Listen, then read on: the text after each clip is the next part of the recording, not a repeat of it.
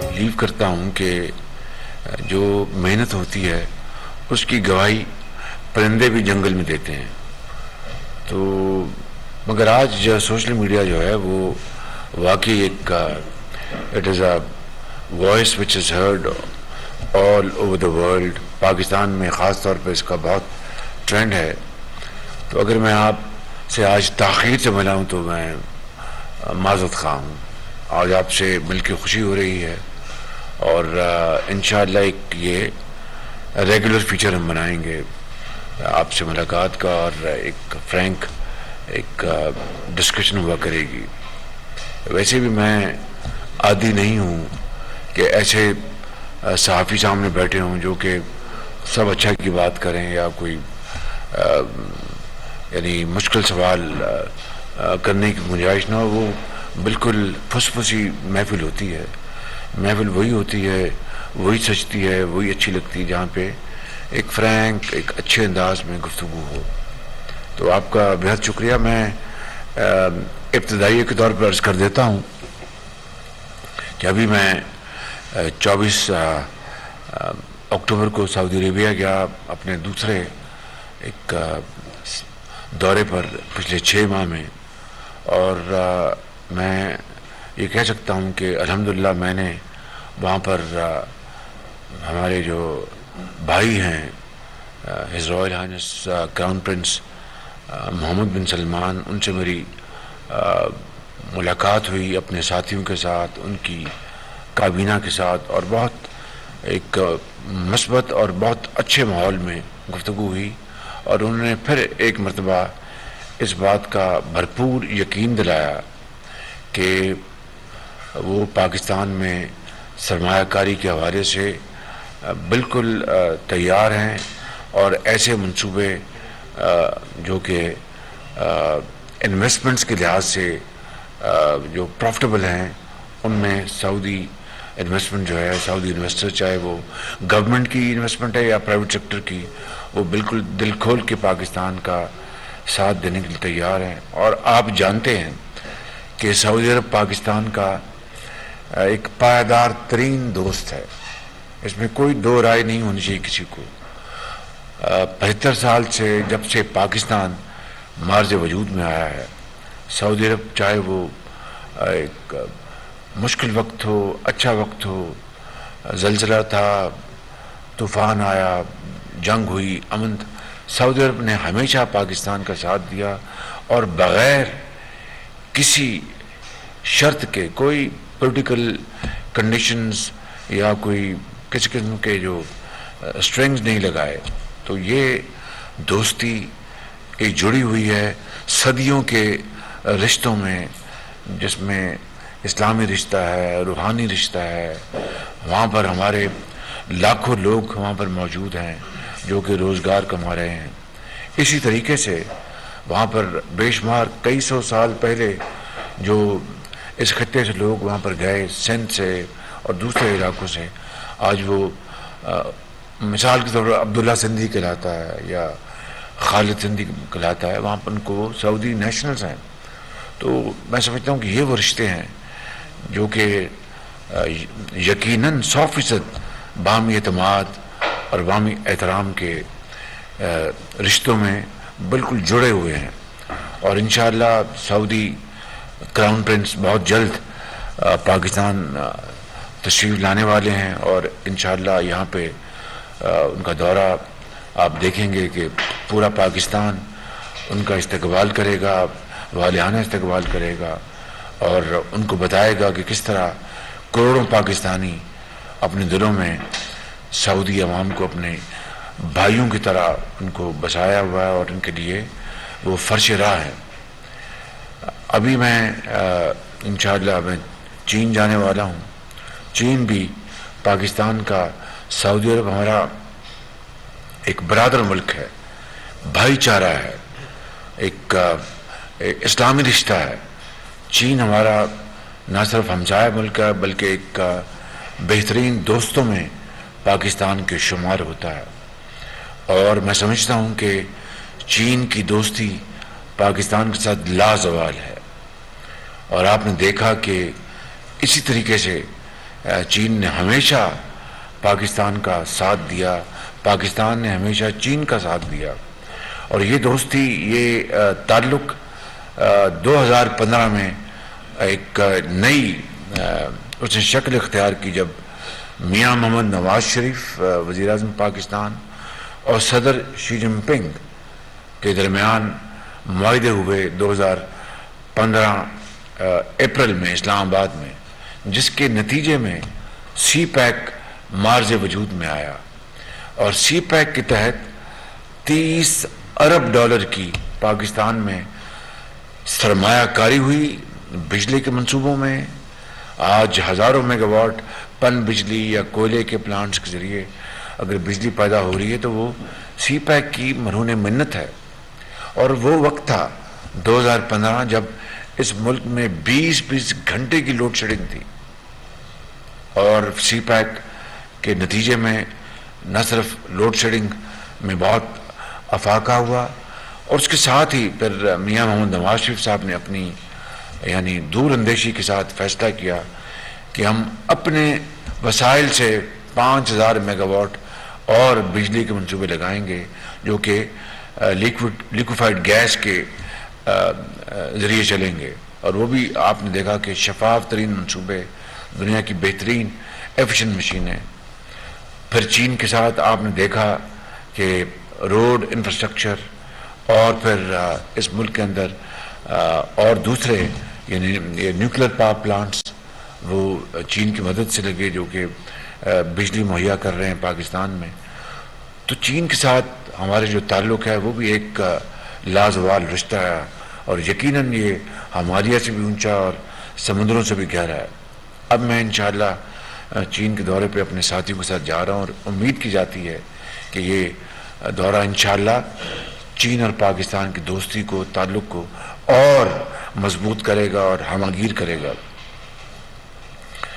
حالیہ جو پاکستان کے اندر تباہی ہوئی یہ بارشی سیلابوں کے ذریعے، وہ بے پناہ تباہی ہوئی ہے، اور صوبہ سندھ سب سے زیادہ متاثر ہوا، اور پھر بلوچستان، اور پھر کے پی، پھر جنوبی پنجاب کے 2 اضلاع، اور اس طوفانی بارشوں کے نتیجے میں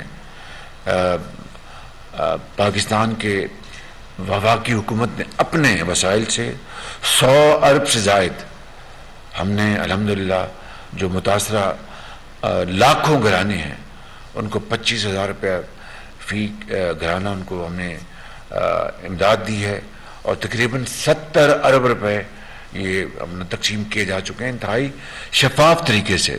اور یہ میکنزم جو ہے یہ بے نظیر انکم سپورٹ پروگرام کے ذریعے وہ بڑا ایک ویل اسٹیبلش پروگرام ہے، اور پھر اسی طریقے سے اس کے علاوہ اربوں روپے کے خیمے، ماسکیٹو نیٹ وہ دیے ہیں، ہم نے نیٹس دیے ہیں، ادویات، کھانے کے پیکس، اور اسی طریقے سے برادر ممالک نے اور دوسرے ممالک نے بھی امداد دی ہے۔ لیکن جو خلیج ہے، ہماری جو اس کو ضروریات ہیں اور جو وسائل ہمارے اپنے اور جو باہر سے ملے ہیں، وہ خلیج بہت بڑی ہے، اس لیے کہ ابھی 13,000 کلومیٹر ہماری سڑکیں تباہ ہو گئی ہیں، ہمارے 40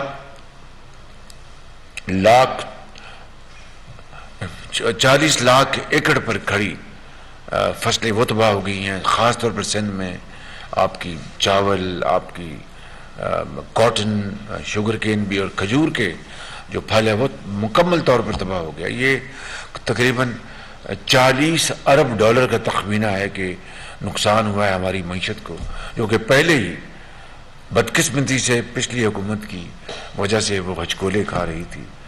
اور اب یہ ہم نے کوشش کر کے IMF کا پروگرام بھی بحال کیا، اور پاکستان دیوالیہ ہونے سے بچ گیا، اور پچھلوں نے دیوالیہ کرنے میں کوئی کسر نہیں چھوڑی تھی۔ اور اس کے بعد آپ نے دیکھا کہ ہم اس سیلاب سے بھی دن رات مخلوط حکومت نے کوشش کی، مگر شومی قسمت دیکھیں کہ ابھی سعودی عرب کے دورے سے میں ہو کے آئے اور چین جا رہا ہوں، اور یہ پھر دھرنے اور لانگ مارچ شروع کر دیے گئے ہیں۔ یہ دوبارہ بدقسمتی سے عبداللہ صاحب تاریخ اپنے آپ کو دہرا رہی ہے. اٹس ویری انفارچونیٹ کہ 2015 میں 14 میں بلکہ 2013 کے سپٹمبر میں پریزیڈنٹ شی جن پنگ نے آنا تھا پاکستان, اور یہ دھرنے تھے, گندے کپڑے لٹکائے ہوئے تھے, سڑکوں پر غلاظت تھی. چین کی جو سفیر تھے انہوں نے میرے ذاتی علم میں ہے, انہوں نے کہا کہ آپ 3 دن کے لیے اٹھ جائیں یہاں سے. چائنا ہمارے دوست, چین کے صدر آ رہے شی جن پنگ, اس دورے کے بعد دوبارہ بیٹھ جائیں. انہوں نے کہا جی ہم نہیں اوکے کریں گے. میں نے کوشش کی, وزیر اعظم نواز شریف صاحب نے میرے ذمہ لگایا کہ میں جا کے میں چینی سفیر سے اور دوسرے جو پاکستان کے جو اداروں کے جو ہیڈز ہیں, میں نے ملاقاتیں کی اور کہا کہ یہ بڑا پاکستان کو نقصان ہو جائے گا یہ چینی اپنا پریزیڈنٹ کا اگر دورہ اگر ملتوی ہو گیا. لیکن انہوں نے ایک نہیں سنی, اور 7 ماہ وہ دورہ وہ مؤخر ہو گیا. اگر وہ 7 ماہ تاخیر نہ ہوتی تو یہی منصوبے 7 ماہ پہلے لگتے اور پاکستان کے اعتماد کو چین کی نظر میں ٹھیس نہ پہنچتی. یہ وہ حالات ہیں, اور آج دوبارہ یہ ایک اپنے مذموم مقاصد کے لیے عمران نیازی آج پھر یہ دھرنوں کا اور مارچ کا انہوں نے اعلان کیا ہے. اور آپ نے سنا ہے خود, یہ میں نے سنا ٹیلی ویژن کے, ان کی اپنی پارٹی کے لوگ کیا کہہ رہے ہیں کہ جناب خدا نہ خواستہ اللہ نہ کرے اور خدا کرے یہ بات غلط ثابت ہو کہ لاشیں گریں گی, یہ خونی مارچ ہوگا. اس کا کس کو اس کا فائدہ پہنچے گا, کس کو اس کا نقصان پہنچے گا؟ پاکستان کی معیشت پہلے بری طرح تباہ ہو چکی ہے, جس کو ہم اپنا تنکا کر کے جوڑ رہے ہیں, جس طرح ایک پرندہ جوڑتا ہے اپنے گھونسلے کو, اس طرح ہم دوبارہ محنت کر کے پوری مخلوط حکومت دن رات محنت کر رہی ہے, کوشش کر رہی ہے. مجھے بتائیں, ٹھیک ہے ہم سب انسان ہیں, خطا کار ہیں, 6 ماہ گزر گئے ہیں, 6 ماہ میں کوئی ایک دھیلے کی کوئی کرپشن کی کوئی ثبوت تو دور کی بات ہے, کوئی الزام بھی دے سکا؟ ان کے پہلے 6 مہینوں میں اپنا کیا تیا پانچا ہو گیا تھا, کس طرح جناب انہوں نے شوگر کی ایکسپورٹ کا اعلان کیا, اور کس طرح لوگوں نے اربوں روپے کی منافع خوری کی, گندم ایکسپورٹ کی, گندم امپورٹ کی, شوگر ایکسپورٹ کی, شوگر امپورٹ کی, اپنا سستی گیس کووڈ کی وجہ سے $3 پر یونٹ مل رہی تھی, اس کی پرواہ نہ کی. آج مہنگی ترین گیس بھی ہمیں نہیں مل رہی. اس ملک کو انہوں نے دیا کیا؟ اس قوم کی جو دکھ ہیں کس طرح انہوں نے بانٹے؟ کوئی ایک کام کر کے دکھایا 4 سالوں میں کہ آج پر یہ دھرنے لے کر اور مارچ لے کے شروع ہو گئے؟ تو یہ صرف اور صرف یہ ایک نارسسسٹ کا یہ مذموم ارادہ ہے, جو کہ یہ سمجھتا ہے کہ میں ہوں تو سب کچھ, میں نہیں تو کچھ نہیں. اللہ نہ کرے یہ کبھی بھی بات سچ ثابت ہو, لیکن اس میں کوئی دو رائے نہیں کہ یہ شخص خدا نہ خواستہ پاکستان کو اگر ناقابل تلافی نقصان پہنچے تو پہنچ جائے. اس کی نظر میں اس کی جو اپنی خواہش, اپنی ذات, وہ ہر چیز سے بالا تر ہے. یہ انتہائی قابل افسوس اور اس کی جتنی میں مذمت کی جائے کم ہے. آج بے روزگاری ہے, آج مہنگائی ہے, اور ہم دن رات اسی سوچ میں لگے ہوتے ہیں کہ کس طرح مہنگائی کو کنٹرول کریں. اب تیل اور گیس جو دنیا میں آسمانوں سے باتیں کر رہی ہیں, ان کی قیمتیں اب وہ میرے کنٹرول میں تو نہیں ہیں. ہاں, ایک ذات کی کنٹرول میں, وہ اللہ تعالیٰ کی ذات. اسے میں دن رات دعا کرتا ہوں کہ یا اللہ یہ تیل کی قیمتیں کم ہو جائیں, گیس کی قیمتیں کم ہو جائیں, اور دوسری جو اشیاء ہیں مہنگائی کم ہو. یہ وہ تمام معاملات ہیں جس کو ہم انتہائی سنجیدگی سے اس کو بھی دن رات کام کر رہے ہیں. لیکن اب اگر آپ نے ملک کو آپ نے پھر دوبارہ سیاسی ابتدا میں اور سیاسی کرائسس میں بدلنا ہے, تو انشاءاللہ یہ ہم حکومت میں ہماری ذمہ داری ہے.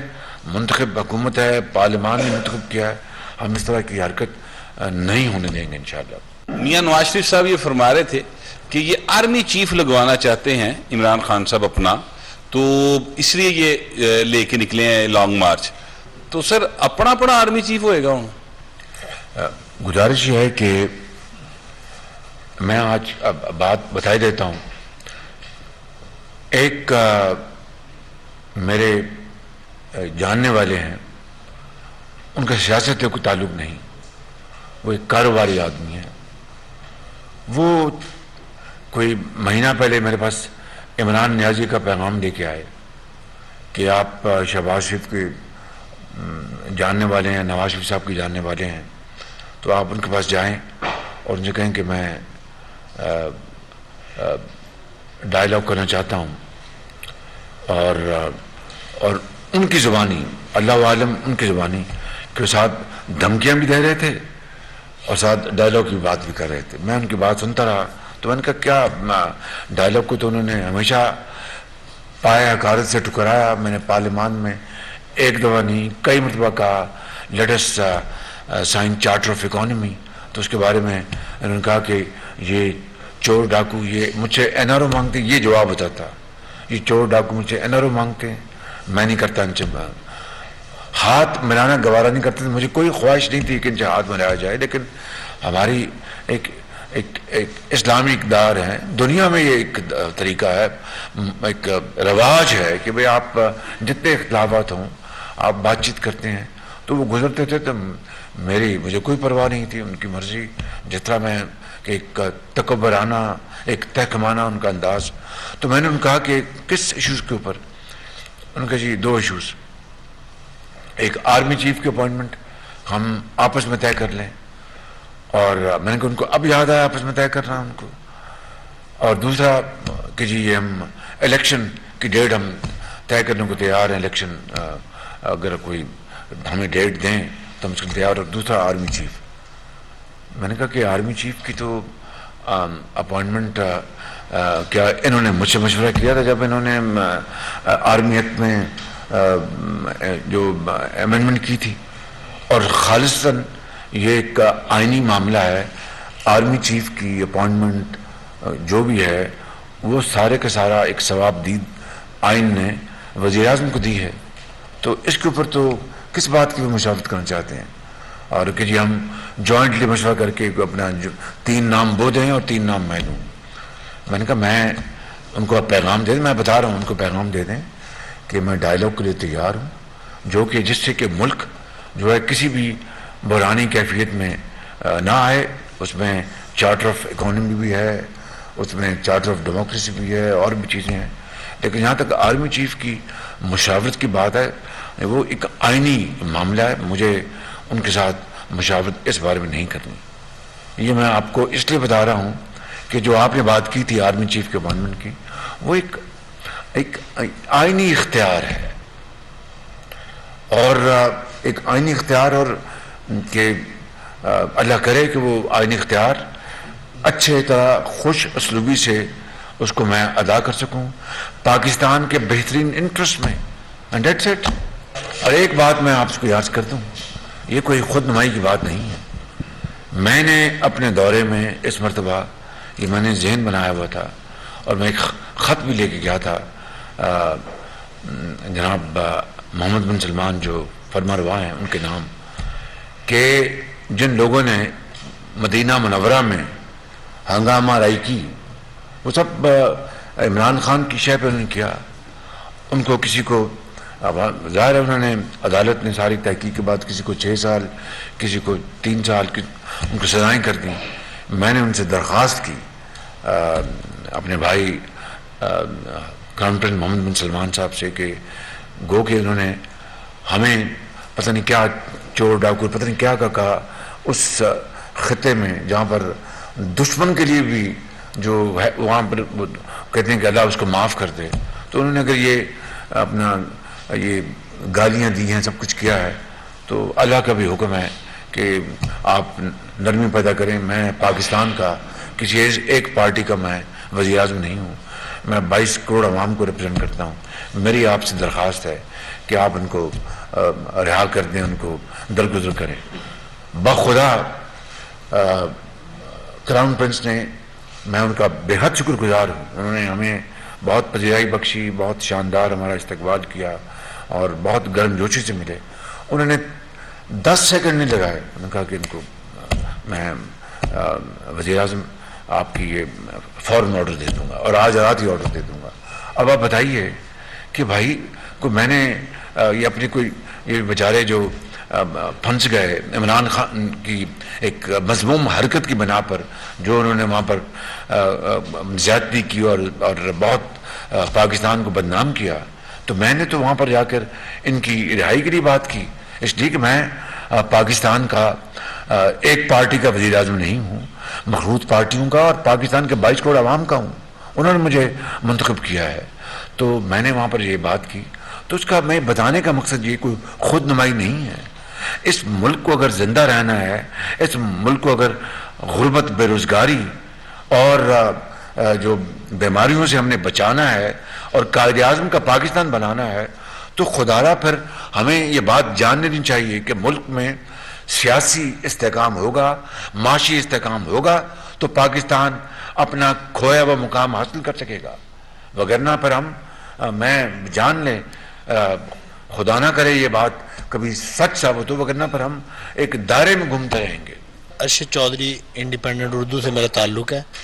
سر یہ بتائیے گا کہ election commissioner, chief election commissioner کے بارے میں خان صاحب کے جو خیالات ہیں, جو ان پر وہ تنقید کرتے ہیں, آنے والے دنوں میں اگر الیکشن پہ بات چیت ہوتی ہے, ڈیسائیڈ ہو جاتا ہے الیکشن کی کوئی ڈیٹ یا الیکشن ہونا ہے 2023 میں, تو آپ کیا سمجھتے ہیں کہ پی ٹی آئی ایک بڑی جماعت ہے, 2-3 صوبوں میں ان کی حکومت ہے, تو ان کے ساتھ نیگوسیشن اس معاملے میں کی جائے گی یا کیا راستہ اپنایا جائے گا اس چیف الیکشن کمشنر کے نیچے اگر وہ انتخابات کو نہیں مانتے؟ تو 3 صوبوں میں تو ان کی حکومت نہیں ہے. ان کی ایک صوبہ میں سالم حکومت ہے اور ایک صوبے میں جہاں پر ہم بیٹھے ہیں وہاں پر شراکت کی حکومت ہے. تو ایک تو میں ذرا معافی چاہتا ہوں, تصحیح کر دوں گا, وہ میرا ضروری تھا. یہ جو چیف الیکشن کمشنر ہیں ان کا نام میں نے نہیں دیا تھا, یہ ریکارڈ کی بات ہے کہ عمران نیازی نے نام دیے تھے. وہ جو ہمارا جو ایک قانون ہے اس میں مشاورت ہوتی ہے, چاہے وہ کیئرٹیکر گورنمنٹ ہے یا اس طرح کی عام جو پوسٹنگز ہیں, نیب کے چیئرمین کے میں مشاورت تھی. انہوں نے قانونی آرڈیننس سے ختم کر دیا کہ میں نے لیڈر آف دی اپوزیشن سے میں نے مشاورت نہیں کرنی. کیوں؟ ان کے جو الفاظ جو منہ پہ نہیں لائے وہ جو کہتے تھے. تو اگر اس وقت میں وہ تھا تو اب مشاورت کیوں کر رہے ہیں؟ اب میں اپنا ایک بالکل دودھ کا نہایا ہوا بالکل, میں اب مجھ سے مشاورت کیوں کر رہے ہیں؟ اس کو تو ہاتھ بنانا پسند نہیں کرتے تھے, جن رات کہتے یہ انور کے لیے تیار ہے چاہتے ہیں, اور کہتے تھے کہ میں ان سے بات کرنے کے لیے تیار نہیں ہوں. خط لکھتے تھے لیڈر دی اپوزیشن کو تو میرا نام نہیں اوپر لکھتے تھے. میں اس کے باوجود بھی ان کے جو جواب دیتا تھا ان کا نام لکھتا تھا پرائم منسٹر, یہ میرا نام نہیں لکھتے تھے. اتنی حقارت, اتنی ان کو دشمنی تھی, نہ جانے اتنے وہ اکتائے ہوئے تھے مجھ سے. اب وہ اپنے پیغمبر بھیجتے ہیں کہ مجھ سے بات کریں. یہ بدترین قسم کا دوگلا پن نہیں تو کیا ہے, بدترین قسم کی منافقت نہیں تو کیا ہے, بدترین قسم کا گھٹیا پن نہیں تو کیا ہے. یہ آئینی ادارہ ہے اور اس کو اور کتنی تعریفیں کرتے تھے کہ اس سے زیادہ آنےسٹ بندہ ہے کوئی نہیں. میں نے تو آج تک یہ بات نہیں کی کہ یہ بہت آنےسٹ ہیں. آج میں بتا رہا ہوں کہ مجھ سے میرے ساتھ انہوں نے ایک زمانے میں پنجاب میں کام کیا تھا 97-98 میں, مجھے یاد پڑتا ہے, اور ایک خاموش طبع شریف اور آنےسٹ آدمی ہے. لیکن نام تو انہوں نے دیا تھا, میں نے تو نام نہیں دیا تھا, اور اس کی پبلکلی تعریفوں کے پل باندھے. آج میں یہ آپ کو کہنے بلا خوف تردید کہنے کو تیار ہوں کہ یہ تھے سیکرٹری CNW, ان کو میں نے لگایا تھا پنجاب میں, اور انتہائی شفاف طریقے سے کام کرتے تھے اور خاموش طبع انسان. اس سے زیادہ میں ان کو نہیں جانتا, جتنا جانتا ہوں وہ میں نے آپ کو بتایا. سعودی عرب تو ان کا کچھ مال چوری ہوا ہمارے ہاں, گھڑیاں وڑیاں, تو پوچھا انہوں نے آپ سے ان کے بارے میں؟ ایک تو یہ ہمیں بتا دیجیے گا. میں اس میں تھوڑا اضافہ کر دوں کہ انہوں نے آپ کو کوئی گھڑی شڑی دی ہے, یہ کہہ دیا ہے ਕਿ ਯਾਰ ਤੁਸੀਂ ਤਾਂ ਵੇਚ ਹੀ ਦਿੰਦੇ ਹੋ। नहीं, मेरा सवाल अभी रह गया जी, अच्छा। एक ये तो एक लाइटर इतने बड़े सवाल के बाद अभी भी सवाल रह गया। वो ये है कि कहा आपके बारे में पीटीआई के सोशल मीडिया ने ये कहा कि आप सऊदी अरब से सिर्फ दिलासा लेके आए और उन्होंने आपको कुछ नहीं दिया, और आपके मतलब कि मीडिया ने भी कोई शेयर ऐसी बात नहीं की, कोई बहुत बड़ी अचीवमेंट करके आए हों। और दूसरा ये है कि चाइना आप जा रहे हैं और चाइना का बहुत बड़ा डेट है हमारे ऊपर, आईपीपीज का भी, और दूसरा ये है कि हमारे पास कोई प्रोजेक्ट ही नहीं है जो हम उनको जाके शोकेस कर सकें जिसके एवज वो हमें ज़र मुबादला दे सकें, और डॉलर का इनफ्लो हमारा जो है वो मुसलसल रुपए को नीचे ले जाता जा रहा है। क्या स्ट्रेटजी है आपके पास? जज साहब बहुत मेहरबानी, आपने बड़े रेलेवेंट सवाल पूछे हैं। पहली बात तो ये है कि देखिए ये बात ज़रा आप ज़रा करीब से समझ लें। वो जो तोहफा मिला था घड़ी का, वो बतौर वज़ीर आज़म मिलता है या बतौर वज़ीर या गवर्नर, जो भी मेहमान किसी मुल्क में जाता है। सऊदी अरब हमारे बेहतरीन बरादर मुल्कों में शामिल होते हैं और उन्होंने कीमती तरीन उनको तोहफा दिया इमरान नियाज़ी साहब को बतौर वज़ीर आज़म Pakistan. Thank you very much. कि वो 22 करोड़ आवाम के वज़ीर आज़म के तौर पर गए थे। उनकी मोहतरमा अहलिया को क्या तोहफे मिले वो मुझे उसका इल्म नहीं है, लेकिन जो तोहफा इनको मिला वो मुझे उसका इल्म है कि वो कीमती तरीन घड़ी थी, पता नहीं 14 करोड़ या 17-18 करोड़ रुपए की। मेरा जो हमारा जो है तोशे खाने का जो कानून, कि आप कोई तोहफा मिलता है तो आपके पास दो चॉइसेस हैं कि या तो आप तोशा खाना में वो तोहफा जमा करा दें और कहें कि मुझे नहीं चाहिए, या फिर आपको ये सहूलत हासिल है कि आप उसकी जो परसेंटेज, उसकी जो कीमत लगाते हैं तोशा खाना वाले, वो उसकी परसेंटेज अदा कर दें और आप वो तोहफा ले लें। लेकिन ये मैंने नहीं कभी सुना कि आप वो कीमती तोहफा बाजार में बेच के पैसे जेब में डाल लें। ये तो पाकिस्तान के 22 करोड़ आवाम की तौहीन है।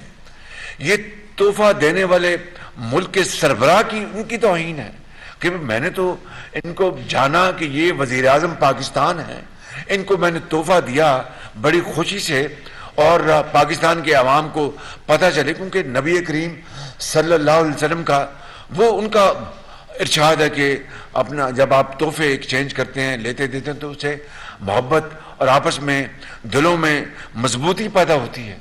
तो आप वो तोहफा दिलों में मोहब्बत पैदा करने के लिए वो दें और आप उसको अपने उस मोहब्बत को बाजार में जाके बेच आएं और पैसे उसके एवज पैसे मिले आप जेब में डाल लें। खाली यही नहीं हुआ, और जो तोहफे मिले वो तोशा खाना में जमा कराने से पहले बाजार में बेच दिए, पैसे जेब में डाल लिए और उसके बाद तोशा खाना में जो उसकी बनती थी रेशो वो जमा करा दी। और फिर जो डिक्लेरेशन है, जो रिक्वायरमेंट है कानून की कि आप अपनी टैक्स रिटर्न में और आप इलेक्शन कमीशन में जो आप फाइल करते हैं वहाँ पर भी एक इलेक्टेड मेंबर के लिए वहाँ पर रिटर्न दाखिल कराना एक लाजमी है इलेक्शन कमीशन में, उससे आप गायब कर दें।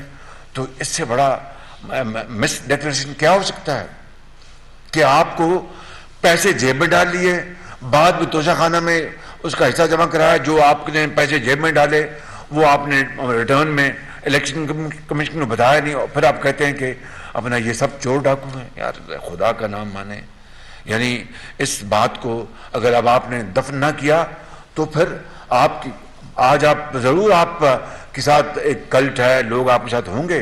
देखिए बात सच्ची करनी चाहिए, हिटलर के साथ भी बड़ी दुनिया थी और हिटलर ने, आपने तो किया कुछ नहीं, आपने तो मुल्क को बर्बाद कर दिया, इकॉनमी को बर्बाद कर दिया।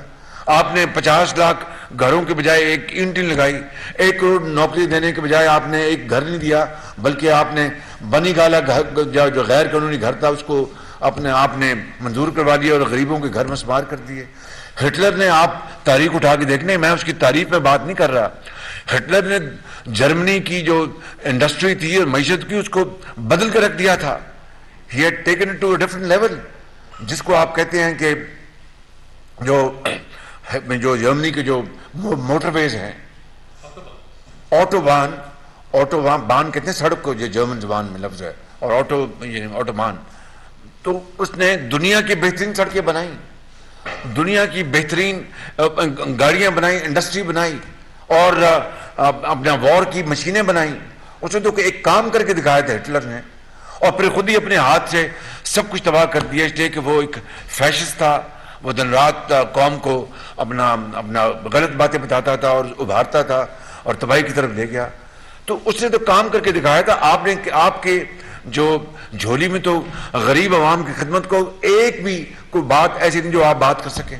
لہذا آپ نے ان 4 سالوں میں چونکہ کام کچھ نہیں کیا، ان جلسوں میں، ان دھرنوں میں، ان ریلیز میں آپ اپنی کارکردگی بتانے سے قاصر ہیں. چور ڈاکو، اب وہ آپ دن رات جو کہتے رہے، آج وہ جو آپ کی جو وہ ہے وہ مسمار ہو چکی بات آپ کی. خود آپ سب سے بڑے خائن نکلے ہیں، خود آپ سب سے بڑے، آپ نے اس ملک کے ساتھ آپ نے دھوکہ کیا، فراڈ کیا آپ نے. اور جو ہمارے دوست ممالک کے جو جذبات، ان کو مجروح کیا، ان کو بتایا کہ بھائی ہم تو اپنا آپ کی جو تحفے ہیں وہ گھڑیاں وہ بھی بیچ دیتے ہیں. اور پھر آپ نے اپنا چین کے بارے میں کہا کہ منصوبے ملے، وہاں پر کرپشن ہوئی، فلاں ہوا. یعنی آپ نے اپنے برادر ملکوں کے تحفوں کو بیچ دیا اور جیب میں پیسے ڈال لیے، اور پھر ڈکلیئر نہیں کیا. اور ان ممالک کو جنہوں نے اربوں روپے کی سرمایہ کاری کی، ان کے بارے میں آپ نے جو جا کے فورنسک آڈٹ کروائے اور اپنے ساتھیوں اور واریوں کے ذریعے آپ نے الزامات لگائے. یہ کہاں کی قومی خدمت ہے؟ یہ کہاں کی سیاست ہے؟ یہ کہاں پر پاکستان کو بنانے کا عزم ہے؟ یہ تو پاکستان کو برباد اور تباہ کرنے کا ایک آپ نے پورا ایک مسالہ بنایا اور ایک بیانیہ گھڑا. تو میں سمجھتا ہوں کہ ہمیں یقین کر لیں. دیکھیے، میں نے الحمدللہ اللہ تعالیٰ کے فضل و کرم سے اور اپنی پارٹی کی قائد میاں نواز شریف کی مہربانی سے اور پارٹی کی اپنا ساتھیوں کی مہربانی سے میں 12 سال 12.5 سال اس صوبے میں اپنا خادم رہا. 97-99 جب مشرف کا مارشل آیا، اور پھر 2008 اور 18 تک 12.5 سال میں نے اس صوبے کی خدمت کی ہے. الحمدللہ بڑی غلطیاں بھی کی ہوں گی، لیکن دوست بس بھی آنیسٹ مسٹیکس. لیکن کم سے کم آپ دیکھ لیں، پی کے ایل آئی ہے جو دنیا کا ایک معروف زمانہ اسپتال بنایا، جس کو عمران نیازی نے اور ثاقب نثار صاحب نے مل کے کس طرح تباہ کیا. اور پھر یہاں پر جو اور منصوبے بنائے، اس کو کس طرح انہوں نے اپنا عمران نیازی کی گورنمنٹ نے تباہ کر دیا. اور پھر رشوت اور کرپشن کا یہاں پر بازار گرم ہو گیا. یہاں پر merit was the order of the day, چاہے وہ سپاہی بھرتی ہو یا ڈاکٹر یا ایک نرس یا ایک ایس ایچ او یا ایک ٹیچر. لاکھوں ٹیچر، ڈاکٹرز، نرسیں بھرتی ہوئیں اس صوبے میں میرے ان 12.5 سالوں میں الحمدللہ 100% آن میرٹ. آپ ایک میرٹ گنوا دیں. آپ نے کیا کیا؟ آپ نے جناب وہ جو فرا گوگی صاحبہ اور ان کے ذریعے ہیرے جواہرات اپنا لے کے آپ نے میرٹ کی، آپ نے دھجیاں اڑا دی. جو صبح آپ کی حکومت میں 4 سال یہاں چلتا رہا، رشوت، ڈپٹی کمشنر، اپنا ایس پی اور سب آپ کا جو ہوتے ہیں یہ اسسٹنٹ کمشنرز اور ڈی پی اوز، میں کس کی بات، پٹواری، تحصیلدار، سب کی بولیاں لگتی تھی یہاں پہ. میں انتہائی اللہ تعالیٰ سے ڈر کے کہتا ہوں، اس سے معافی مانگ کے کہتا ہوں، کسی کی مجال نہیں تھی کہ یہاں پر کوئی اپنا کسی ڈی پی او یا ایس پی یا ایک ذمہ دار یا اس کی اپنا ایک پٹواری کی کوئی بولی لگا جائے. کسی کی مجال نہیں تھی. میرٹ کو کوئی چینج نہیں کر سکتا تھا.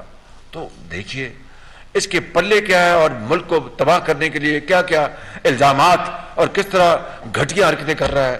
تو میں یہ کہتا ہوں آپ کو بڑے ادب کے ساتھ، اور کہ دیکھیں یہ قوم 22 کروڑ عوام کو ہم نے اپنا محنت کر کے ان کو کھڑا کرنا ہے، ان کو روزگار ان کے لیے دینا ہے، ان کو دوائیاں دینی ہیں، تعلیم دینی ہے.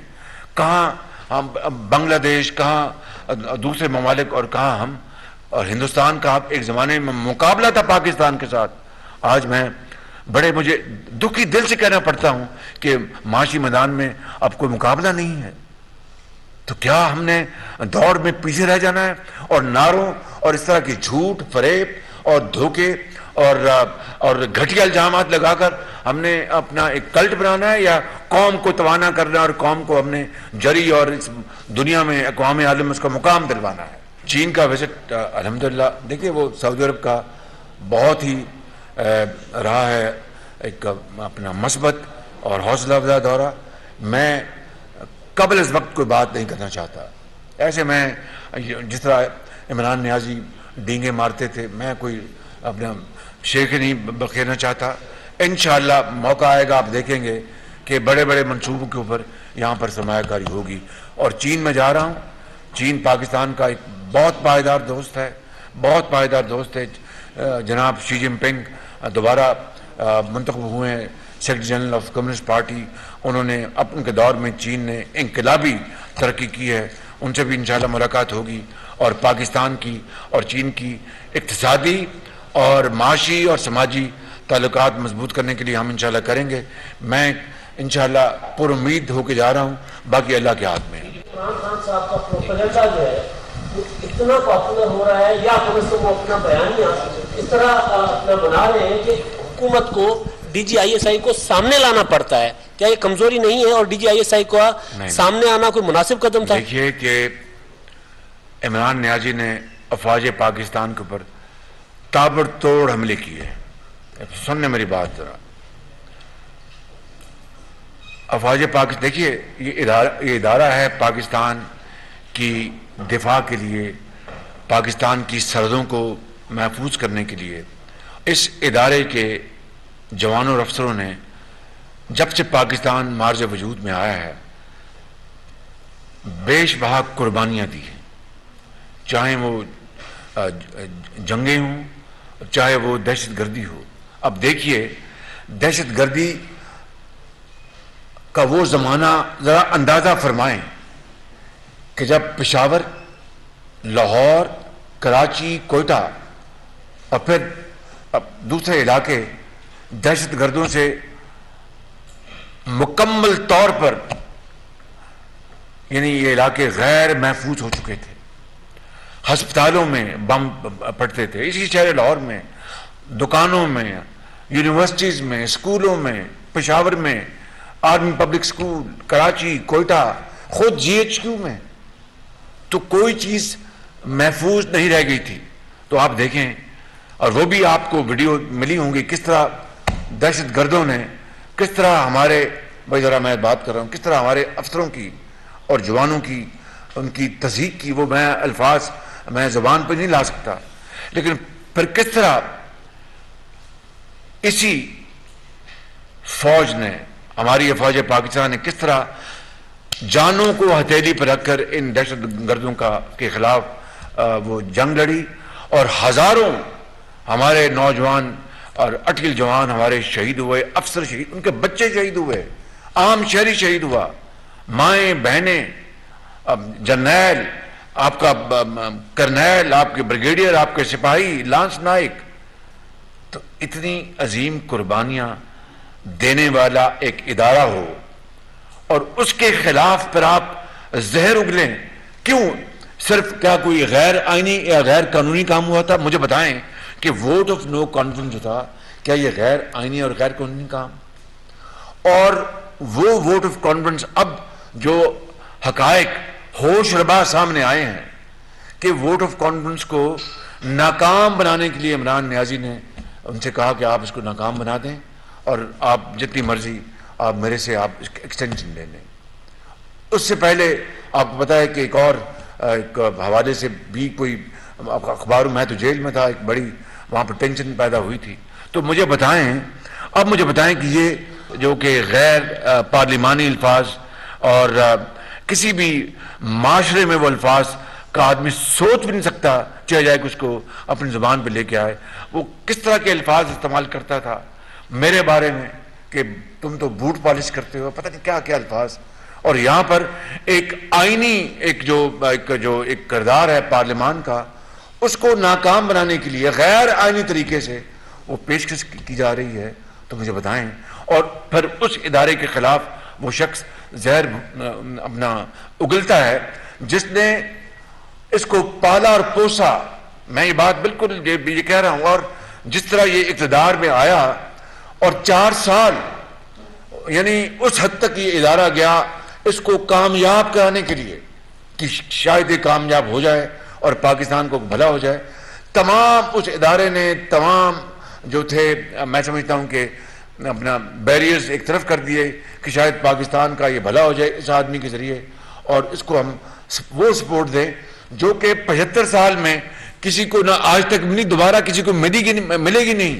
اور میں بالکل ایک لائٹر وین میں کہا کرتا ہوں کہ اتنی سپورٹ اگر ہمیں ملی ہوتی اس کی 20% بھی تو پھر میاں نواز شریف کی ہم لیڈرشپ میں پاکستان اپنا راکٹ کی طرح اوپر جا رہا ہوتا.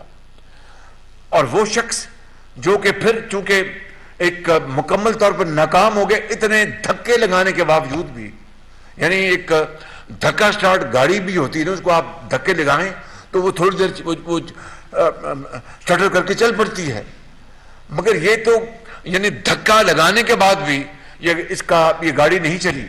اور آج وہ اپنی ذات کے لیے ادارے کو متون کرے اور سپہ سالار کو اس بات پر متون کرے اور ان کو یہ کہے کہ جناب یہ اپنا کبھی بیان دلوائے ان سے گل سے, اپنا کبھی بیان دلوائیں اپنا کسی اور سے, کبھی بیان دلوائیں سواتی سے, اور ادارے کو گھٹیا ترین الفاظ میں متون کرے. تو کیا کوئی آدمی اس کو ایک ہوش مند پاکستانی برداشت کر سکتا ہے؟ نمبر 1. نمبر 2 کہ خاندانوں تک چلے جانا, یعنی چلو ایک فرد کو آپ اٹیک کریں, ان کے بچوں اور بچیوں کو ان کو آپ نہ بخشیں. یہ تو کسی کوئی جانور بھی یہ کام نہیں کرتا. کوئی جو ڈین ہوتی ہے وہ بھی 3 گھر چھوڑ کے وہ حملہ کرتی ہے. آپ کے اوپر تو اتنے احسانات ہیں کہ اگر آپ ساری عمر بھی اپنے اس ادارے کا شکریہ ادا کرتے رہیں تو شاید وہ آپ شکریہ ادا نہیں کر سکیں, کیونکہ اس ادارے نے آپ کو پالا پوسا اور پتہ نہیں کیا کیا پاپڑ پیلے باہر سے پیسے لا کے دیے, سعودی عرب سے, چائنا سے, قطر سے جا کے منتیں کی اور ہر چیز کو داؤ پہ لگا دیا کہ شاید پاکستان کو بھلا ہو جائے. چونکہ یہ شخص ناکام ہو گیا اور ووٹ آف نو کانفیڈنس آیا, اس کو غیر آئینی طریقہ اختیار یہ کیا کہ آپ کو میں جو مرضی آپ ایکسٹینشن لے لیں, اس کو ناکام کر دیں. جب وہ نہیں مانے تو پھر غدار اور میر جعفر اور میر صادق, تو پھر DGISI انہوں نے مجھ سے اجازت لی, مجھ سے باقاعدہ مجھ سے پوچھا کہ جی یہ ہمارے ادارے پر اب بہت شدید الزامات لگ رہے ہیں اور یہ ان کا DGISPR ان واقعات کا شاہد نہیں ہے جن کا میں ہوں, تو مجھے آپ سے پرمیشن چاہیے کہ میں ان کا جواب دوں ایک محتاط انداز میں. اور انہوں نے انتہائی محتاط کرسپ انداز میں اس کا جواب بھی دیا اور دفاع بھی کیا. مجھے بتائیں کہ کیا جنرل قمر جاوید باجوہ نے اگر پاکستان کی بہترین مفاد میں اگر عمران نیازی کو بطور وزیر اعظم فل سپورٹ دی, بلکہ ایکسٹرا سپورٹ دی, بلکہ سپر سپورٹ دی تاکہ پاکستان کا کوئی بھلا ہو جائے, تو وہ کیا اس میں سمجھتا ہوں کہ انہوں نے کہا کہ بھائی چلو ہم اگر ملک کی خیر ہو جائے گی تو ایک ملک کا بھلا ہو جائے گا تو ایک نام یاد رکھا جائے گا کہ ہاں جی جس طرح نواز شریف نے اپنا ہندوستان کے 5 دھماکوں کے جواب میں اور امریکہ کی $5 ارب کی جو پیشکش تھی اس کو بڑے اچھے انداز میں ٹھکرا کر پاکستان کا جو وسیع تر مفاد تھا نواز شریف نے اس کو قربان نہیں ہونے دیا. تو انہوں نے بھی اس ادارے نے اس کے سپہ سالار نے یہی سوچا ہوگا نا کہ بھئی ہم چلو اس کو ہم سپورٹ کریں, پاکستان کی حالت بدل جائے. حالت تو غیر ہو گئی پاکستان کی, اور پھر جو آئینی جو ایک عمل ہے اس کو ناکام بنانے کے لیے غیر آئینی طور پر کرنے کے لیے پیشکش کرنا. تو اگر DGISI نے باقاعدہ وزیر اعظم جس کے اپنا وہ قانون ان کے انڈر ہیں اجازت دے کر اس کا جواب دیا تو اس میں کوئی بری بات نہیں ہے. اور میں آپ کو بتاؤں کہ قربانیاں یہ فوج دے, ان کے بچے, ان کے جو لاس ویلا میں جو واقعہ ہوا اور وہ جو کو کمانڈر جو ان کے ساتھ ساتھی شہید ہوئے, کیا انہوں نے PTI کے ٹرول نے کیا ان شہیدوں کا انہوں نے ان کی تصدیق کی، ان کے خلاف الزامات لگائے اور یہ کہا کہ اپنا شہید کی ہمیں کوئی پرواہ، یہ ہیلی کاپٹر بچ جانا چاہیے تھا۔ مجھے بتائیں، کوئی دشمن بھی اس طرح کی بات نہیں کرتا۔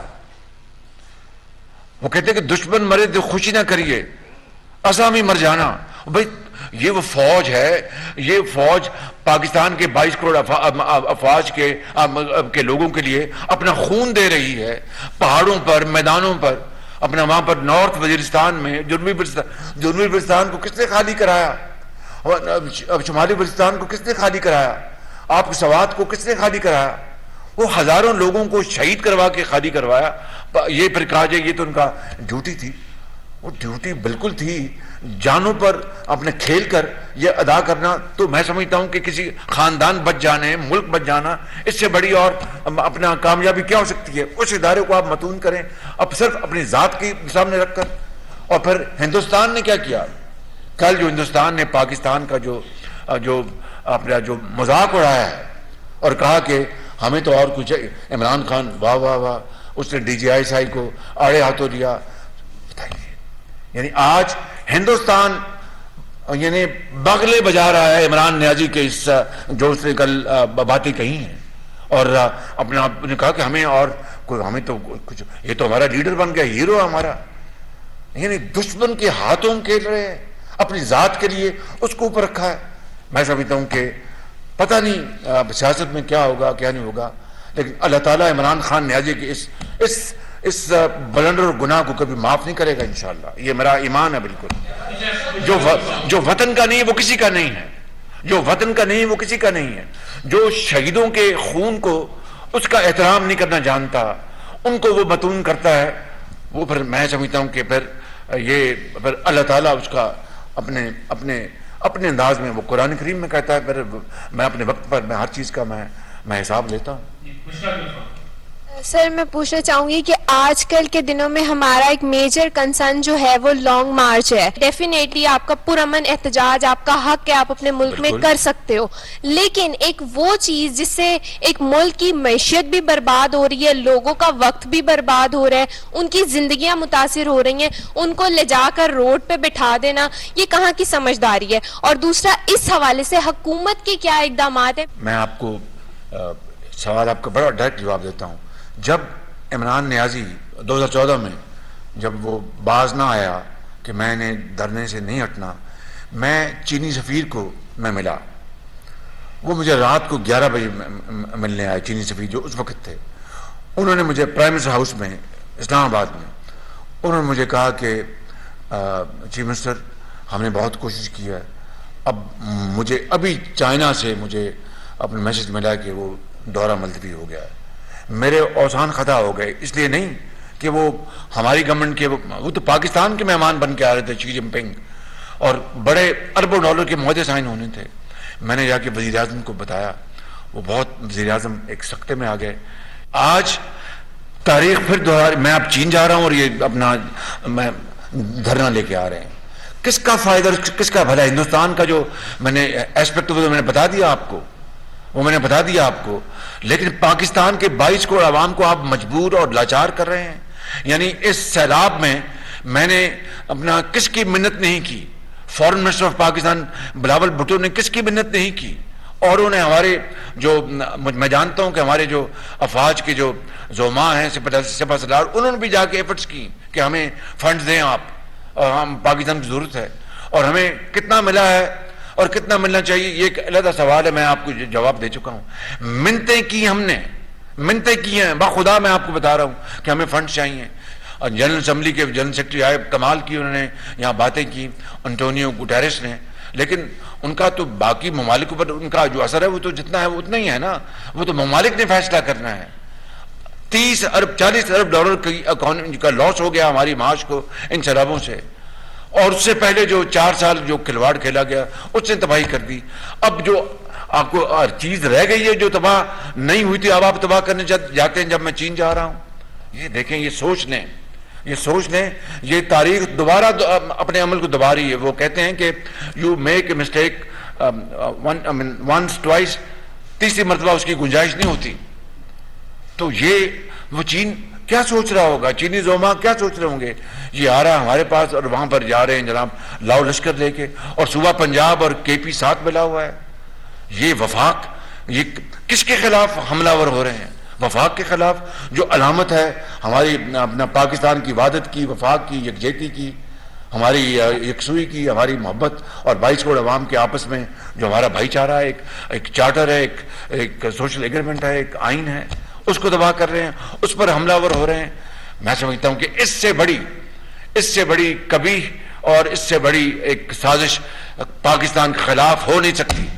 یا تو ہونا کہ میں جو باتیں کر رہا ہوں, میں اللہ تعالیٰ معاف کرے, میں ایک بڑا خطا کار انسان ہوں, میں بہت ہی خطا کار انسان ہوں. یا تو ہونا کہ میں نے اپنی تمام انسانی کمزوریوں کے باوجود نواز شریف کی قیادت میں اور اس کی سپرویژن میں نے پنجاب میں خدمت نہ کی ہو. تب تو آپ کہیں کہ تم کیا ہمارے سامنے بھاشن دے رہے, جاؤ اپنا گھر جا کے کام کرو. اگر تو میں نے 12 سالوں میں یہاں پر خدمت کی ہے اور یہاں پر 6 مہینے میں یعنی پہاڑ نما جو مسائل ہیں وہ اپنے جو ہمارے جو زوما ہیں, اپنا جو اس مخلوط حکومت ان ساتھ مل کر اس کو ہم اپنا اس چیلنج کو قبول کر کے ہمت کے ساتھ اور اللہ کی اپنا مہربانی سے اس کو کوشش کر رہے ہیں ان کو حل کرنے کے لیے اور اس قوم کا بھلا کرنے کے لیے. آپ لاؤ لشکر لے کے آگئے اپنی ذاتی خواہشات کی تکمیل کے لیے جو پوری نہیں ہوئی. یہ ہے وہ معاملہ میرے بھائیوں, میری بہنوں, یہ معاملہ ہے اور کوئی معاملہ نہیں ہے بالکل. کیا اکانومی کے فرنٹ پہ کوئی اچھی خبریں دینے کے لیے ہمارے پاس ہیں, یا ہم اسی طرح بتاتے رہیں گے کہ پچھلی حکومت نے بہت بڑا غرق کر دیا تھا تو مشکل حالات ہیں اور قربانی دینی پڑے گی اور یہی چلتا رہے گا؟ دیکھیے ہمیں 6 ماہ ہوئے ہیں آئے, اور حالات جن سے ہمیں واسطہ پڑا اور قوم کو واسطہ پڑا وہ آپ کے سامنے ہے, اس کو مجھے دہرانے کی ضرورت نہیں, وہ وقت کا ضیاع سب جان. لیکن کوشش پوری ہے, پوری کوشش ہے کہ اللہ تعالیٰ اس ملک کے حالات بدل دے. دیکھیں کامیاب ہوتے نہیں ہوتے سب اس کے ہاتھ میں ہے, لیکن میں آپ کو اپنی اس مالک جس کے قبضے میں ہماری جان, اس کی قسم کھا کے کہتا ہوں کہ میں کسی اور ہمارے ساتھی جو زوما ہیں کسی قسم کی کوشش سے ہم پیچھے نہیں ہٹیں گے. دن رات ایک کر رہے ہیں اور کریں گے, خون پسینہ بہائیں گے, باقی نتائج اللہ کے ہاتھ میں ہے. میں نے سنا ہے کہ اپنا آڈیو آئی جس میں ایک آپ کو وہ کون ہے گنڈا پور, کیا نام ان کا, ان کی انہوں نے کو گفتگو کریں کہ اپنا اسلحہ اور بندوقیں اسلام آباد پنڈی فلاں جگہ پہنچا دو. اب بتائیے, اس کے بعد کوئی عقل کا اندھا ہی ہوگا جس کو پر یہ شبہ رہے کہ یہ کوئی خونی مارچ نہیں ہے, یہ کوئی بڑا محبت میں گھیرنے والا مارچ ہے. بتائیے ذرا, اس کے بعد کوئی گنجائش رہ جاتی ہے کسی بات کی؟ آرمی چیف صاحب نے ایک یونیورسٹی میں خطاب کرتے ہوئے بھی کہا, اس پریس کانفرنس میں بات ہوئی کہ پاکستان کی فوج سیاست میں ملوث نہیں ہوگی, یہ فیصلہ کر لیا گیا. ابھی آپ نے کہا کہ جس کو پال پوس کے بڑا کیا, تو جنہوں نے پال پوس کے بڑا کیا اور پورا زور لگایا, اچھا پورا زور لگا دیا اچھا کہ جناب یہ کامیاب ہو جائے. تو کیا میں یہ بات آپ کو بتانا چاہتا ہوں, آپ اس کو کچھ سمجھیں, لیکن یہ بات ضرور ہے کہ وہ کیا سوچ تھی ادارے کی وہ تو وہ جانتے ہیں, لیکن سپاہ سالار نے اپنی پوری کوشش کی خلوص کے ساتھ کہ بھئی یہ کامیاب ہو جائے تو پاکستان کا جو قسمت بدل جائے گی, یہ تھی ان کی سوچ. انہوں نے کہا کہ ہم اے پولیٹیکل رہیں گے. نہیں, اب انہوں نے کہا ہے کہ اے پولیٹیکل اپنا ہوں گے, رہیں گے, تو یہ بڑی اچھی بات ہے. دیکھیے کہ کل کیا ہونا ہے وہ تو میں اور آپ تو نہیں جانتے, اللہ تعالیٰ جانتا ہے. لیکن اگر وہ اے پولیٹیکل انہیں ہونے کی آج نہیں, وہ 6 مہینے سے ہم سن رہے ہیں کہ ہم ابھی یار اے پولیٹیکل نہ ہو اور ہم مداخلت نہیں کریں گے, تو یہ اچھی بات ہے. اچھی بات کو ہمیں سراہنا چاہیے, نہ کہ اس کو کسی وجہ سے ہم کیڑے نکالیں.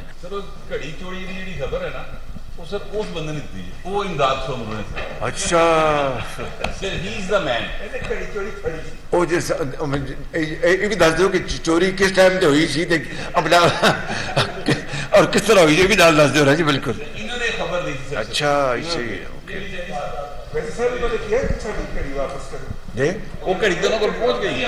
جی نہیں, مجھے بھی تحفہ ملا ہے الحمدللہ, اور وہ اس گھڑی سے زیادہ مہنگا ہے. نہیں, وہ اس کی نمائش ہوتی ہے, آپ گزریں راہداریوں سے وزیر اعظم ہاؤس کی تو اس میں لگی ہوئی گھڑیاں. السلام علیکم پرائم منسٹر صاحب. اگر انہوں نے گھڑی بیچ کے تو پیسہ قومی خزانے میں جمع کرایا ہوتا ہے نا, تو میں پھر کہتا کہ چلو وہ بھی کہیں گے ہمارے جو مربی دوست ہیں کہ اچھا انہوں نے بیچی ہے اور قوم کی کسی بیوہ یتیم کی یہ پیسہ کام آ جائے گا, تو میں اس کو سراہتا. یہ خرید کر بیچ کے پیسے جیب میں ڈال لیے اور پھر کہنا کہ میں بڑا امین اور صادق ہوں. توبہ. اتنا جھوٹا آدمی میں نے اپنی زندگی میں نہیں دیکھا. میں آپ کو بتاؤں, اس سے بڑا جھوٹا آدمی, یہ جھوٹوں کا آئی جی نکلا بالکل. پرائم منسٹر صاحب, میرا نام محسن بھٹی ہے. جس طرح آئی ایم ایف کے ساتھ جب یہ ڈیل فائنل ہو رہی تھی, ہماری پیکج فائنل ہونا تھا, تو جس طرح کے پی کے وزیر خزانہ نے جس طرح ای میل وہاں پہ کی تھی, اور یہاں پہ پنجاب کے وزیر خزانہ کو بھی ورغلایا گیا تھا, اسے کہا تھا کہ آپ بھی کریں, اور جس طرح ابھی اقوام متحدہ کے جنرل سیکرٹری جب سیلاب کے لیے پاکستان کے دورے پہ آئے تو ان کو کچھ 600 کے قریب ای میل گئیں کہ آپ اس پہ پاکستان کے لیے کوئی امداد کا اعلان نہ کریں. اس طرح کے جو معاملات ہوتے ہیں جہاں پہ قومی اہمیت کے, جہاں پورے قوم کی کا مفاد وابستہ ہوتا ہے, اس پہ اگر کوئی اس طرح کی ای میل کرے یا سازش کرے تو اس کے خلاف کوئی قانون سازی ہونی چاہیے, کوئی ایسا کام ہونا چاہیے کہ آئندہ کوئی بھی ایسا کام نہ کر سکے. ایک چیز. دوسری, سر آپ نے جیسے ابھی بتایا کہ سوشل میڈیا میں ظاہر ہے آپ بھی اس طرح یوز نہیں کرتے ہیں, اور اسی طریقے سے میں شروع ہو گیا, اب شروع ہو گیا, تو اسی طرح جو آپ کی جماعت ہے وہ بھی سوشل میڈیا کے استعمال میں اتنا پیچھے ہے کہ آپ کی جو مخالف سیاسی جماعت ہے اس کی طرف سے اتنی زیادہ بمبارڈمنٹ ہوتی ہے. جی, آپ کی بات تسلیم کرتا ہوں. اور تیسرا سر آخری, کہ سولر پینل جو ہیں اس پہ حکومت سوچ رہی ہے کہ جنہوں نے اربوں روپے لگا کے عوام نے سولر پینل لگوائے یا سولر سسٹم لگوایا, ان سے 19 روپے 32 پیسے کی بجائے اب 9 روپے فی یونٹ بجلی لیں گے, ان کو مہنگی ترین دیں گے. تو جن لوگوں نے اتنے اربوں روپے لگا دیے ہیں ان پہ ذرا رحم کیا جائے. ایسا نہیں ہے. سولر کے پہلے بتا دوں, جنہوں نے سولر پینل لگائے وہ تو اپنے استعمال کے لیے لگائیں, ان کو تو اپنا بجلی سن لینا. آپ نے اگر لیٹ سے سولر پینل لگایا اپنے گھر میں, آپ کو 4 روپے پڑ رہا ہے یا 5 روپے پڑ رہا ہے, تو وہ آپ کو کاسٹ ہے نا. آپ بات کر رہے ہیں اپنے نیٹ میٹرنگ کی, کہ جب آپ کے پاس فالتو بجلی ہوتی ہے سولر کی, تو جب آپ حکومت کو بیچتے ہیں اس کی بات آپ کر رہے ہیں, وہ ایک ایشو ہے. لیکن جو آپ خود استعمال کر رہے ہیں وہ تو گورنمنٹ کی بنائی ہوئی بجلی تو بہت سستی ہے. ایک بات. دوسری بات میں نے تسلیم کر لی کہ واقعی ہم سوشل میڈیا میں پیچھے ہیں, اور ہمیں اپنی اس زمانے کی ریکوائرمنٹ ہے کہ ہمیں تیزی سے آگے بڑھنا چاہیے. ایک بات, 2 باتیں میں اور عرض کر دوں کہ یہ دھرنے کے لیے جا رہے ہیں, آپ کو پتا ہے کہ وہ کنہوں نے کہا تھا کہ قبریں کھود لی گئی ہیں اور پی ٹی پی پہ قبضہ کر لو, پارلیمنٹ پہ حملہ کر لو. اب بھی وہی سزائیں نظر آ رہی ہیں, تو اس میں کوئی فرق نہیں ہے. اور آپ کی اطلاع کے لیے عمران نیازی کا سب سے بڑا جو ڈاکہ ہے وہ 190 ملین پاؤنڈ کا ہے, 50 ارب. یہ آپ گھڑیوں کی بات کرتے ہیں, وہ تو پاکستانی قوم کی توہین کی گئی. ہمیں وہ برادر ممالک جنہوں نے تحفے دیے, ان تحفوں کی توہین کی گئی, ان کی توہین کی گئی. وہ بہت بڑا ایک جرم تھا جب انہوں نے بیچ دیا. مگر جو 190 ملین پاؤنڈ کا جو ڈاکہ ہے حمزہ, جو میں آپ سے بات کر رہا ہوں, وہ اس سے بڑا ڈاکہ تاریخ میں نہیں پڑا. جو برطانیہ میں مشہور زمانہ یا بدنام زمانہ جو ٹرین رابری تھی 1960 کی, وہ دنیا میں اس کا ذکر ہوا تھا اور آج تک چلتا ہے, کتابوں میں پڑھیں آپ. یہ 190 ملین پاؤنڈ جو ہے, یہ 50 ارب ڈاکہ, اس سے بڑا ڈاکہ پاکستان کی تاریخ میں نہیں پڑا. تو وہ جو آپ بتا رہے تھے کہ جناب وہ گھڑی ہے تو وہ اپنا یہ ہے, یہ 50 ارب کا ڈاکہ ہے, 50 ارب کا ڈاکہ.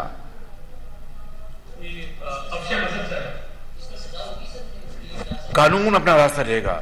میں عمران خان نیازی کی طرح نہیں ہوں کہ شہباز شریف کو پکڑ کے اندر کرو, اب مریم نواز کو پکڑ کے اندر کرو, خواجہ سعد رفیق کو پکڑ کے اندر کرو, اس کو رانا سنالو کو پکڑ کے اندر کرو, نواز شریف کو گرفتار کرو, حمزہ شہباز کو گرفتار کرو, خواجہ آصف کو.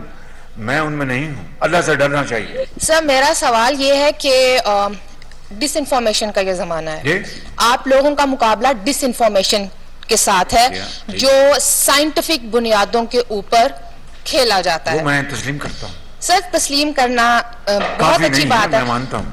بات یہ ہے کہ اس کا مقابلہ نہ تو پریس کانفرنسز کر سکتی ہیں, نہ آپ کی سوشل میڈیا پوسٹ کر سکتی ہیں.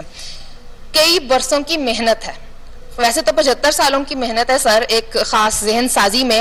یہاں پر پرو پیپل اور پرو ڈیموکریٹک سوچ کو بنانے کی ضرورت ہے, جو ہمارے کریکولم میں بھی اس طرح سے شامل نہیں ہے, اور نہ ہی یہ اچھی بات ہے آپ نے آج اس میڈیم کے لوگوں کو یہاں پر بلایا ہے.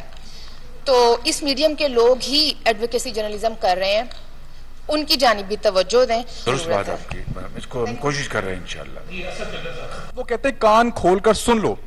تو سر کیا کوئی عدالت سو موٹو بھی نہیں لے گی؟ آپ چیف ایگزیکٹو ہیں اس کنٹری کے, اگر کوئی شخص اداروں کے خلاف اس طرح سے زبان استعمال کر رہا ہے تو ایک عام شہری یہ بات یہ کر رہا ہے کہ کیوں گرفتاری نہیں ہوتی؟ سر اگر میں یہ کرتا تو شاید میں 24 گھنٹے کے اندر گرفتار ہو جاتا. غرض یہ ہے کہ کان کھول کے سن لو اپنا, اور فلاں نے یہ کر لو.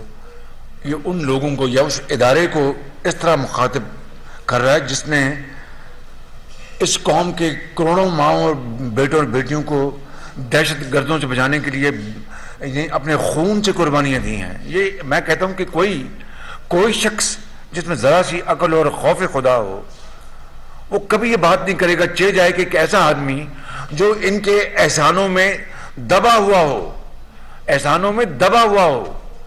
میں یہاں پر کوئی ایسی بات نہیں کروں گا جس سے کہ ایک نئی بحث چھڑ جائے. میں یہ کہوں گا ان کے احسانوں میں دبا ہوا ہو. خدا تعالیٰ بھی کہتا ہے کہ جو بندے کا احسان نہیں مانتا وہ میرا کیا احسان مانے گا. یہ احسان فراموش شخص ہے, یہ موسن کش ہے, موسن کش. کچھ پی ٹی آئی کے ذرائع کا یہ دعویٰ ہے کہ جو عمران خان صاحب کی لانگ مارچ ہے اس کا آخری مقام اسلام آباد کی جگہ راول پنڈی بھی ہو سکتا ہے. تو کیا آپ کی حکومت کے پاس ایسی کوئی انفارمیشن ہے, اور اگر ایسا ہوتا ہے تو پنجاب میں بھی پی ٹی آئی کی شراکت کی حکومت ہے؟ یہ میں سمجھتا ہوں کہ عمران خان نیازی سے اس سے کچھ بعید نہیں ہے. یہ بالکل میں آپ کو یہ کہہ رہا ہوں, اس سے کچھ بعید نہیں ہے, کیونکہ وہ بدقسمتی سے وہ ایک اپنی ذات اور انا میں وہ اس میں رہتا ہے. اس کی سوچ اپنی ذات سے اوپر نہیں ہے. اس کی خواہش, جو کسی کی خواہش کو وہ قربان کر دے گا. دیکھیے کہ ایسے اپنے مربی دوستوں کو جنہوں نے برے وقت میں اس کے تمام کشتیاں جلا کے اس کا ساتھ دیا, ان کو اس نے وہاں پر پہنچایا جہاں پر کوئی سوچ بھی نہیں سکتا. تو اس لیے میں نے جو لفظ استعمال کیا محسن کش, وہ غلط نہیں ہے. تو لیکن اگر اس نے کوئی ایسی حرکت کی غیر آئینی, غیر قانونی, اسلام آباد میں اپنا جو ریڈ زون میں اس میں داخل ہونے کی یا پنڈی کی طرف بڑھنے کی, تو یہ اس کی کوشش کو قانون کے ذریعے بری طرح ناکام بنائیں گے انشاءاللہ. میرا سوال یہ ہے کہ کیا چین کی طرز پر ہم نے اپنے ڈیجیٹل سسٹم کو ایسا مضبوط کرنا ہے یا نہیں کرنا کہ ہمارا اسٹیٹ اونڈ ڈیجیٹل سسٹم ہو جس پر اسٹیٹ کی ساری چیز آ رہی ہو, اسٹیٹ کا بیانیہ آ رہا ہو, اسٹیٹ کے بارے میں ساری بات کی جا رہی ہے, اور صرف یہی نہیں بلکہ مثبت جو پاکستان کا امیج ہے اس پر بات کی جائے. آپ کائنڈلی ایک state owned digital set up kindly لے آئیں تاکہ ہماری جو نوجوان نسل ہے جس کے ہاتھ میں موبائل ہے اور پاکستان کا دنیا میں 9.5 گھنٹے اور پاکستان میں 12.5 گھنٹے روزانہ کی بنیاد پر موبائل استعمال کیا جاتا ہے, تو آپ بھی ان کو سکھا سکیں. اور آپ چونکہ عوامی خدمتگار کے طور پر جانے جاتے ہیں, اسٹوڈنٹس کے لیے اور عوام کے لیے آپ نے ایک اسٹوڈنٹس کے لیے لیپ ٹاپ کا پروجیکٹ, بہت میں یہ سمجھتا ہوں کہ اس کے لیے بہت زیادہ آپ کی تعریف کی جانی چاہیے, کم ہے جتنی بھی. اور عوام کے لیے آپ نے روٹی کا پروجیکٹ. اب آپ فیڈرل میں ہیں, خدا را کوئی ایسی پالیسی لائی جائے اسٹوڈنٹس کے لیے بھی اور عوام کے لیے بھی جسے رہتے دنوں تک یاد رکھا جائے. سر السلام علیکم, دس از می مریم اکرام. سر بیسکلی سوشل میڈیا پر ایک اچھی پہچان ہے میری, لوگ جانتے ہیں, اور جب سے میرے خیال سے ہوش سنبھالی ہے پاکستان مسلم لیگ کے بارے میں ہی سنا ہے اور بولا بھی ہے. آپ کے کام ہمیشہ ہمیں نظر بھی آئے ہیں, جن میں سے ہماری موٹر وے بھی ہے, ہماری میٹرو بھی ہے, اور بھی بہت سی چیزیں ہیں. باقی پارٹیز میں اس کو کہا کہ یہ کام کی نہیں ہے, بٹ میں اپنی آنکھوں سے دیکھتی ہوں کہ لوگوں کے کام آتی ہیں. وہ عمران خان صاحب نے 3-3.5 سال حکومت کی, مگر ہم جس سیلری میں گزارا کرتے تھے اس سیلری میں گزارا نہ ہو پایا, اور اس کو ابھی تک بھگت رہے ہیں. پاکستان مسلم لیگ جب دوبارہ اقتدار میں آئی, خواہشات تھی, بہت سی ہوپس تھی کہ شاید اب ہمارے لیے کچھ تبدیلی آئے گی. واقعی پاکستان مسلم لیگ دوبارہ سے آ کر دوبارہ کچھ نہ کچھ غریبوں کے لیے کرے گی.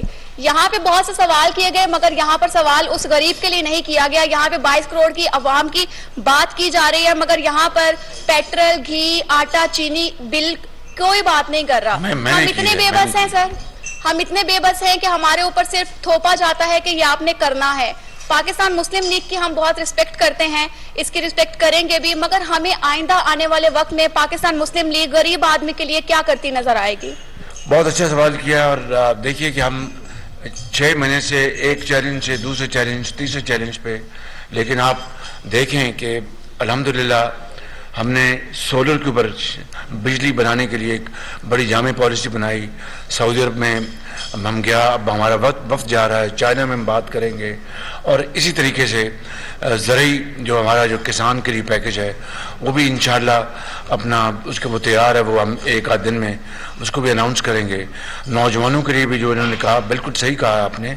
और यहाँ पर गरीब की, तालिब इल्म की, मजदूर की, बेवा की, यतीम की, अस्पतालों की बात होनी चाहिए थी, बिल्कुल होनी चाहिए थी। और यहाँ पर एक जो गुफ्तगू है बिल्कुल वो सुकुड़ के रह गई है, मैं आपसे एग्री करता हूँ। और इंशाअल्लाह देखें पूरी कोशिश है, बाकी अल्लाह ताला के हाथ में नजर आएगी। सर एक छोटा सा क्वेश्चन और उसके बाद एक कमेंट छोटा सा और उसके बाद एक क्वेश्चन आपसे। पहली चीज तो सर ये है कि मेरी एक रिक्वेस्ट है कि नैरेटिव बिल्डिंग की यहाँ पर बहुत बात हुई, आपने हिटलर साहब का नाम लिया था, जो दूसरी सियासी जमातें थी ना उन्होंने कंप्लीटली सीट कर दी। हिटलर कहा जी जी मैं साहब कह रहा हूँ तो वो उन्होंने पूरी तरह से ना सीड कर दी थी स्पेस मुकम्मल तौर पर।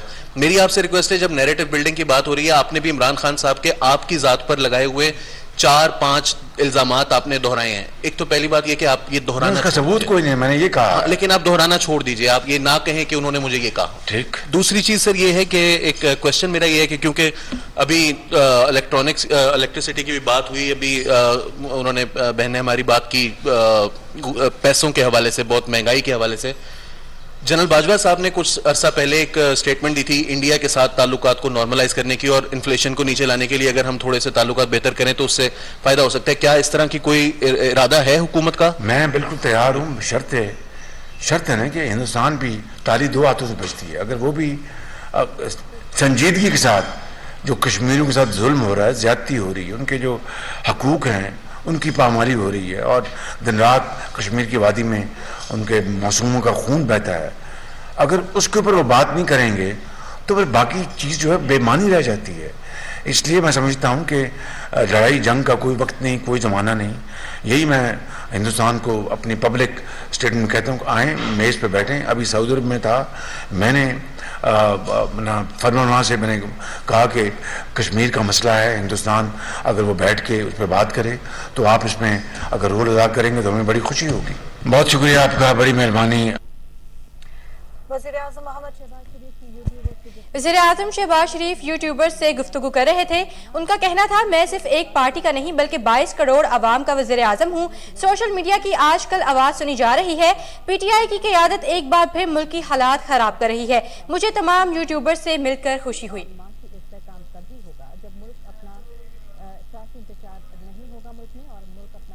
न्यूज़ स्टूडियो से फिलहाल इतना ही। मज़ीद खबर रहने के लिए देखते रहिए कोहिनूर न्यूज़।